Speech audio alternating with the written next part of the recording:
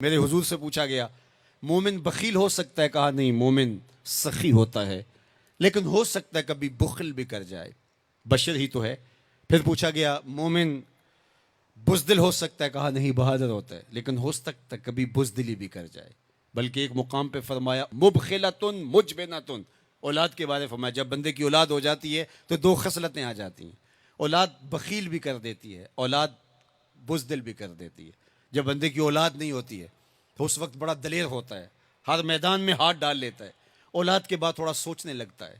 تو میرے حضور نے فرمایا مبخلتن مجبنتن، اولاد تھوڑی سی بخل بھی پیدا کر دیتی ہے، اولاد تھوڑی سی بزدلی بھی پیدا کر دیتی ہے۔ تو پوچھا گیا مومن بزدل ہو سکتا ہے؟ کہا دلیر ہوتا ہے، لیکن ہو سکتا ہے کبھی بزدلی بھی کر جائے۔ پھر پوچھا گیا بخیل ہو سکتا ہے؟ کہا سخی ہوتا ہے، لیکن ہو سکتا ہے کبھی بخل بھی کر لے۔ تیسری بات میرے حضور سے پوچھی گئی مومن جھوٹا ہو سکتا ہے؟ فرمایا جھوٹا نہیں ہو سکتا، یہ طے شدہ بات ہے کہ مومن ہو اور جھوٹا ہو یہ نہیں ہو سکتا۔ میں اور آپ اپنی زندگی میں اتریں، اپنے شب و روز میں اتریں، اپنے کاروبار میں اتریں، اپنے دوستوں کی بیٹھک میں اتریں اور دیکھیں ہماری زندگی میں کہیں جھوٹ تو نہیں جڑا ہوا۔ میرے حضور نے تو مومن کی شان بیان کی کہ وہ جھوٹا نہیں ہوتا، اور میرے حضور کا نمایاں وصف صادق اور امین ہے، جس کو کافر بھی مانتے تھے۔ جب آقا کریم نے کوہ صفا پہ چڑھ کے کہا میں اگر کہوں کہ پہاڑ کی دوسری جانب سے ایک لشکر آ رہا ہے جو تمہیں تاخت و تاراج کر کے رکھ دے گا تو تم میری بات مان لو گے؟ تو انہوں نے کہا نہ بھی نظر آیا تو ہم کہیں گے ہم اندھے ہیں، آپ سچے ہو۔ جو اتنا سچا، جس کی صداقت کی قسمیں کھائی جائیں، جس کی امانت کی قسمیں کھائی جائیں، ہم اس کے غلام اور اس کے امتی ہوں۔ یہ بالکل آپ کے پاس جاپان بستا ہے، ایشیائی ملک ہے، اور وہاں بچہ بھی جھوٹ نہیں بولتا۔ وہ کوئی اور گوشت پوست کے بنے ہوئے انسان ہیں، نفس اور شیطان ان کے ساتھ نہیں جڑا ہوا؟ کیا ان کی ضروریات اور ان کی مجبوریاں نہیں؟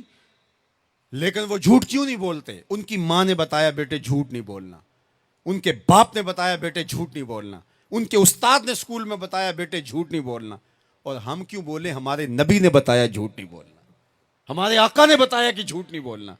اگر ہم آقا کے سچے غلام ہیں تو ہماری زبان سے جھوٹ نکل ہی نہیں سکتا۔ جب کوئی شخص جھوٹ بولتا ہے، حدیث پاک میں آتا ہے اس کے منہ سے بدبو نکلتی ہے، جس سے اللہ کے رحمت کے فرشتے ایک میل دور ہٹ جاتے ہیں، اور اگر وہ پھر جھوٹ بولتا ہے تو فرشتے اور پیچھے ہٹتے چلے جاتے ہیں۔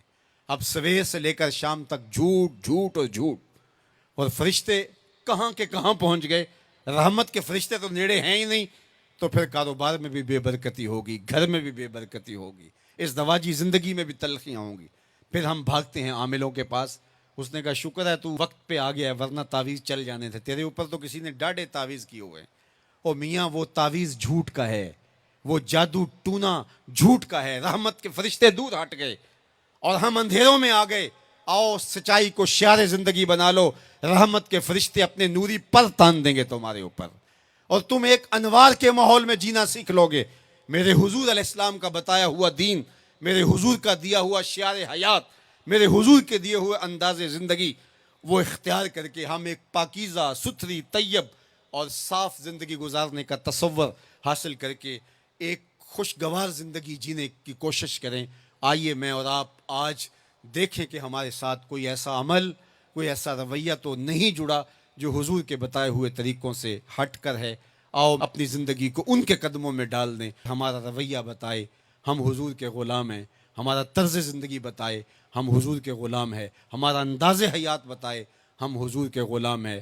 غلامی رسول کو اپنی نس نس میں سمو لو، غلامی رسول تمہارے لباس سے دکھائی دے، غلامی رسول تمہارے رویوں سے دکھائی دے، غلامی رسول تمہارے طرز حیات سے دکھائی دے، غلامی رسول تمہارے سجدوں سے دکھائی دے، تو غلامی رسول تمہارے وعدوں سے دکھائی دے، تمہاری بولی سے غلامی رسول ٹپکتی ہو، نہ یہ کہ تم صرف زبان سے یہ کہو کہ میں غلام رسول ہوں، باقی تمہاری زندگی کا ہر تیور اس کی نفی کر رہا ہو۔